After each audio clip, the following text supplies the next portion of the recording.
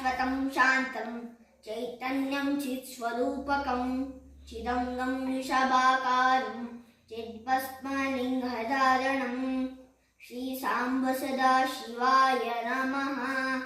भस्मं धारयामि।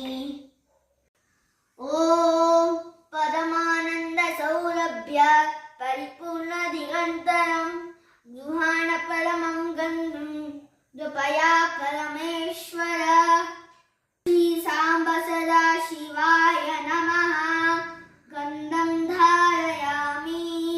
ॐ विरलं त्रिगुणाकारं त्रिनेत्रं च त्रियायुधं त्रिजन्मपापसंहारम् एकबिल्वं शिवार्पणं श्रीसाम्ब सदाशिवाय नमः। बिल्वं धारयामि।